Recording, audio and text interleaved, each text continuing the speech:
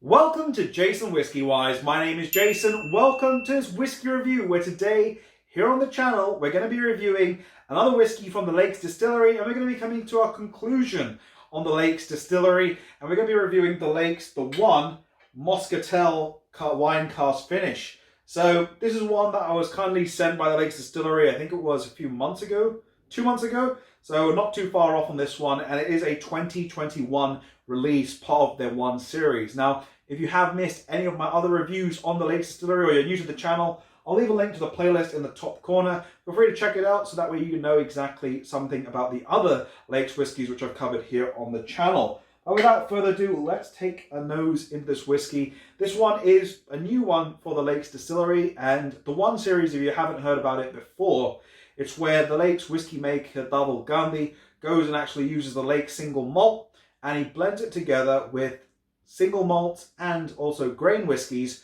from Scotland. So he's really having to match these characters together, and then they do these unique whiskies. So this one is called the Moscatel wine cask. You've got a sherry, you've got port, you've got the signature blend. So all of those are covered. Again, I'll leave that in the top corner for you to check out. Now, in terms of my review style structure, age-wise on this one, it's another no-age statement whiskey. In terms of ABV, this is bottled at 46.6%. I think that's a constant against all the ones, which is really nice to see. It's higher than your regular blended whiskies, which are at 40%. Now, in terms of the cask maturation, this is a Moscatel wine cask, which is used, a wine cask finish. And in terms of the price point, this one is coming in about £48. I think all of the whiskies in the one series are about £48, which is nice to see. Consistency, not, a spike in price, but we'll come to that at the end of the video. Now, in terms of exclusivity, this is exclusive. So this one is limited to about 4,822 bottles. So it is very limited in terms of their production. It's not going to be something that you're going to find lots of on the market. And in terms of natural color, it is natural color and it is non-chill filtered. So it's something we like to see, especially with blends, because a lot of blends use caramel color. So without further ado, let's dive straight into the nose of this whiskey. Into the nose.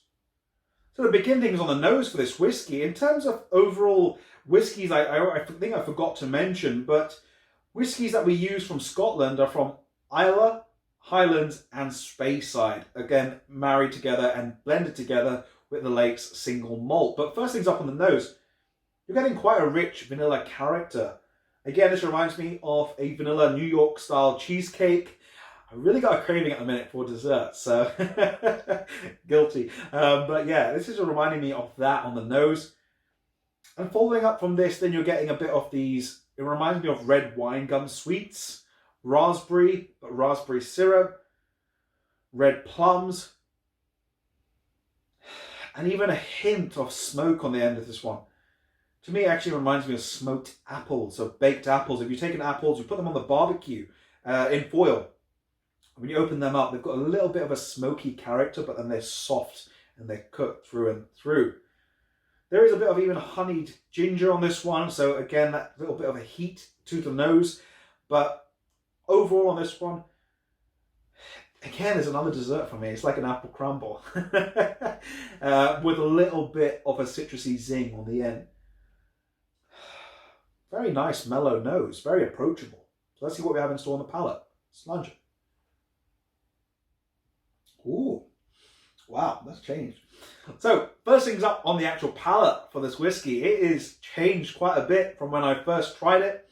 I think it was earlier this year, a few months ago actually, when I first got the sample. But for me, this one, it's got a bit of an oily, silkier texture on the palate. I'd say it's more medium, maybe medium full. As you hold it on the palate, and first tasting note that comes straight to mind is like orange oils. This is, again, orange oils, but they've got so much of depth to the character. I didn't really expect this because it wasn't like that when I first tried it. It's almost like if you're burning orange oils, but that sort of silkiness way, the oiliness where it's on the palate, it really holds quite strong. Behind that, though, you are then getting lemon pith, a little bit of a bitter character, and then it's rounded out by a bit of sweetness. And for me, I was thinking butterscotch, like those Werther's Originals. Actually, no, come to think of it, it's changed again. It's almost like fudge. It's almost like you've taken, actually, I don't know if anyone's ever tried this, but making a citrusy, where you're making a fudge, but you infuse a little bit of citrus character to the fudge. Very interesting. This is a very interesting one, how it's sort of changing the character almost. And it's got these different layers where I'm trying to defile each layer. Again, behind this all, you're getting vanilla, but the vanilla is almost like a nice Danish vanilla ice cream. Nice creamy texture to it. Apples. And I'm getting even a hint of licorice, with a little bit of a bitter character. But I'm going back now to that sort of orange oils. It's quite a silky texture as it's all over the front of the palate. And there is a soft sweetness, sweet spicier character. And for me, I found this like probably more towards very sweet cloves or honey-soaked cloves. You're getting a little bit of burst of spice, but that sweetness is wrapping itself all around it. Really interesting on the palate. Very impressed, I have to say. These are very impressive. They're taking me off guard because they are changing a lot from the time that I've had them open. Again, this one has been, I've visited about 2 or 3 times so far. This is the 4th time. So impressive on the palate. Into the finish of this whiskey. Into the finish.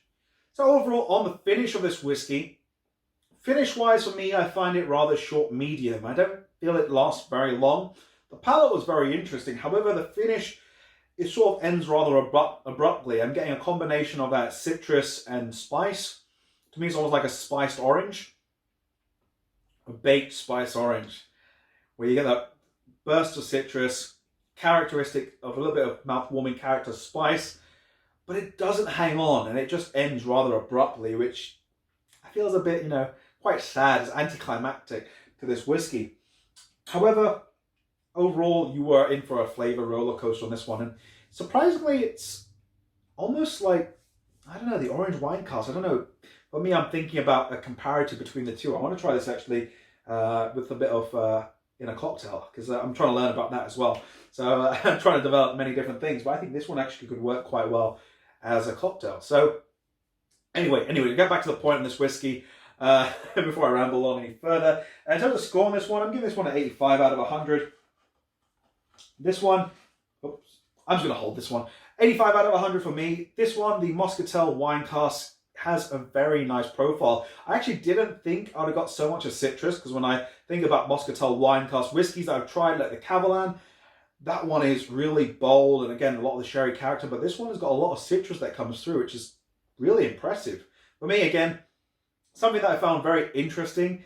I just wish the finish on this one had a little bit more character, a bit more length to it, because I feel it ends rather quickly. But again, the nose, beautiful. I think one thing on all the Lakes whiskies, the noses are amazing. Just the palate sort of flays a little bit, and then the finish just cuts a bit short, which I think if it was a bit longer, it would score a little bit higher. In terms of what do I think, does it need water, does it need time? Personally, water on this one, I would say no. However, if you want to use it in a cocktail or anything like that, I think this would work quite well, because it does have a versatility and a bit more for the citrus character that can play quite well, especially that smoky, burning orange oil character on this one, which I was very impressed with the palate. In terms of time, definitely give these whiskies time, because the more time you give them, the more you'll start to see they develop. When I first tried this one, it didn't have the same character, which has actually taken me off guard this time round. So again, give these whiskies time. I think you'll start to see it. And when I say time, just open the bottle, leave it for a little while. Try the first dram maybe, and then give it some time, and you'll see it will develop further on down the line. So 85 out of 100 is going to be our score. Let me know what you think if you tried any of these whiskies down below in the comment section from the Lakes Moscatel wine cask finish. But I think that's going to be about it for the video. I'm going to leave that over there. If you guys have enjoyed the video, drop it a thumbs up. Be sure to hit the subscribe button over there, which we'll leave on the screen. And be sure to check out some of the other videos on screen, which were from the Lakes Whiskey. This has been me, Mr. Bananas, and we'll catch you all for the next video. Slanger.